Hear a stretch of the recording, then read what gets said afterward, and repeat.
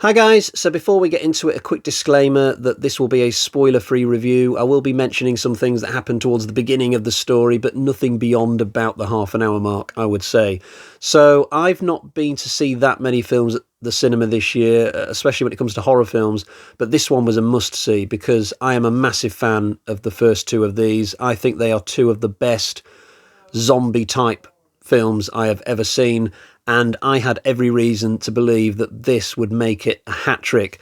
Danny Boyle was back directing, Alex Garland was back to write, Cillian Murphy was involved somehow, I don't know doing what, but his name's in the credits for something. And they'd had 18 years. How can you not make a good sequel to something when you've had 18 years to think about it? Off the top of my head, I would say that Titanic is the most one-and-done film I've ever seen. The story had nowhere to go after that.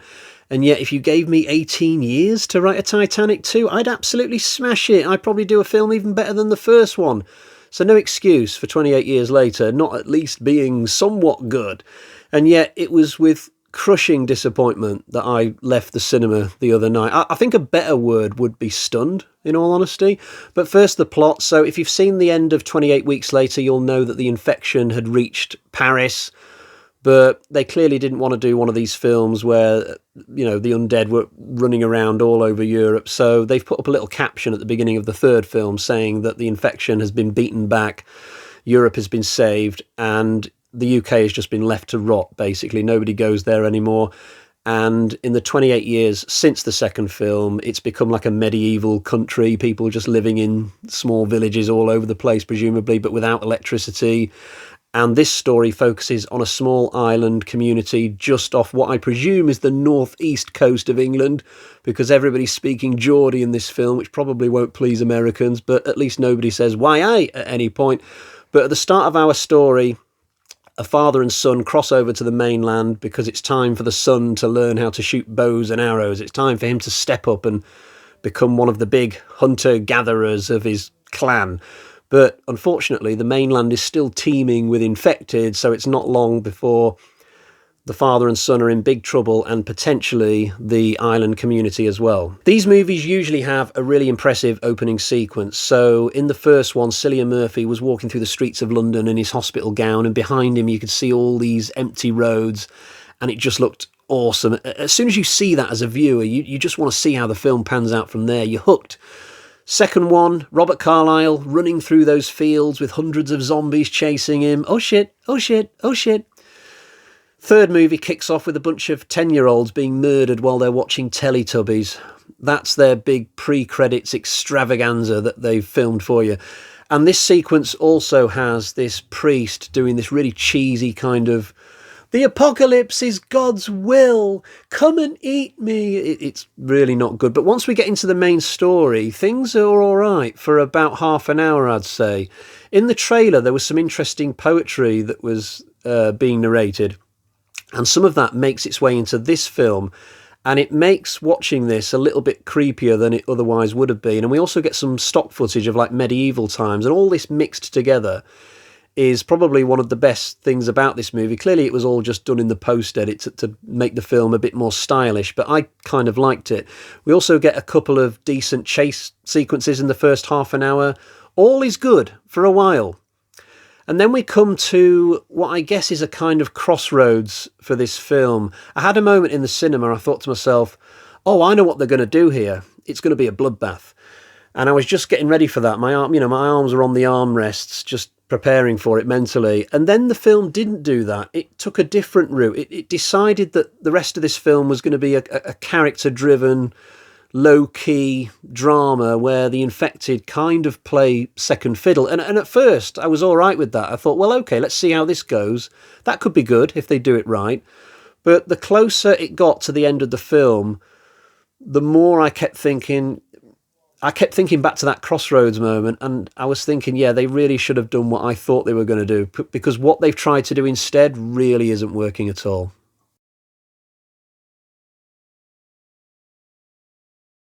I only found out when I got home from the cinema that they've already filmed the next one of these. It's in the can. It's done. Ready to be released next January, I believe. So this is the first of a brand new trilogy, which would be fine, but all three films have got to be able to stand on their own 2 feet. And the trouble is, this film doesn't. It's set up for films 2 and 3. I felt that this was starting to fade to black with about 30 or 40 minutes left. Like, hardly anything happens in the second half of this movie. It's all set up. We get characters who were introduced who presumably will be coming back in other movies, but that doesn't make for a very satisfying cinema experience in the here and now.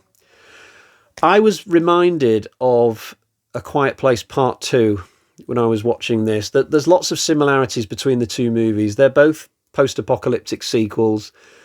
They both severely underwhelmed me. I didn't like A Quiet Place Part 2. Another film, incidentally, which goes for a kind of low-key, small-scale drama type feel. But the trouble is, I felt they'd already done that with the first movie. They kind of needed to do something else. Thirdly, both films have a community on an island. And fourthly, both films have an action sequence in the middle involving a random boxcar of a train. So those two films have a lot of similarities, weirdly enough. But you know what? At least A Quiet Place Part 2 has an ending. It finishes. And if they made no more A Quiet Place after that, then those first two movies would stand alone as a 1-2 punch and done. But 28 years later is entirely dependent on stuff we haven't seen yet. And this is the type of filmmaking that I just don't want to see. I kind of felt that I wish I'd stayed at home for this, just watched it on streaming, watched the second one on streaming, and then maybe watched the third film of the trilogy at the cinema to round things out. The end of this movie is absolutely crass. I suppose I'm going to have to skirt around the details of it a little bit, given that I said there would be no spoilers. But I'm kind of glad that I'm not going to be deep diving this ending, because to speak of it would just make me sad. I think that the last 2 or 3 minutes of this are so bad. The whole movie just changes tone in an instant, and I'm just not entirely sure what I'm watching anymore. I suddenly felt like I was watching a cross between Legend of the Seven Golden Vampires and Rab C. Nesbitt. I was just in total stunned disbelief. There was a guy walking out of the cinema in front of me with his girlfriend, and he said to her on the way out, "Well, I didn't expect that ending. Wasn't expecting Jimmy Savile to turn up." Now, I get what he means by that, but I just find it depressing that people would be speaking that way about the movie, and that's the last impression they have on the way out. Is that what you want people to think of your movie? There are some people who might think the end of this film was funny, but I just found it really sad. I did not enjoy it one bit. It's the sort of ending that just belongs in a Piranha movie, not at the end of something like this. What you get at the end of this is a real jump the shark moment for this series, I think, and it's going to have to work extremely hard to get back into my graces once the next film begins.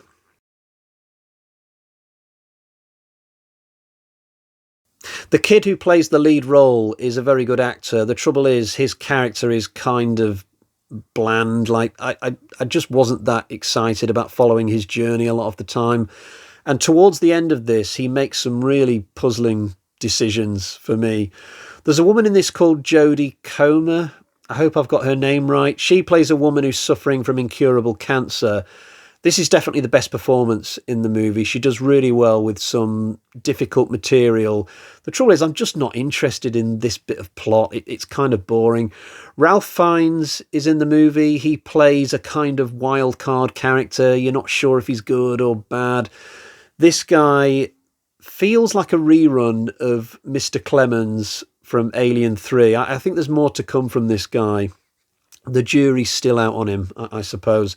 There's another character who gets quite an extensive introduction, only to die like 5 minutes later. It's like, what was the point of that? Overall, I'd say the characters in this film are reasonable. I'd give them a B or a B minus, maybe. A few more quick points of interest before I wrap up. So, firstly, it's established during this film that Swedish mercenaries are circling the UK in boats. They've got their reasons, I suppose, but Why Sweden? That's so random. Secondly, that big pile of bones that you see in the movie poster, that's in the actual movie, but for the most dullest of reasons. Thirdly, there's a really bizarre scene where this guy is telling the story of the loner psycho who lives on the mainland. So there's this guy who lives by himself who's got a bit of a reputation as being a really scary dude and you don't want to cross him. And one day, the father figure in the movie, one of the main characters, he explains the story of how he once met this guy briefly from a distance. So he starts telling his son or whoever's listening. So yeah, I got to the top of this hill and I looked down and I saw him. And do you know what he was doing? He was burning bodies. And do you know what he did then? He turned around and he saw me and he waved at me. And that's how I knew he was one psychopathic dude. And I got out of there straight away. Okay, so firstly, burning bodies in a post-apocalyptic zombie world, perfectly reasonable. It'll stop the spread of infection, presumably. I get why he would do that. Secondly, waving at somebody, that's just a perfectly human thing to do, isn't it? And you decided that he's a psycho from that evidence? You're an idiot.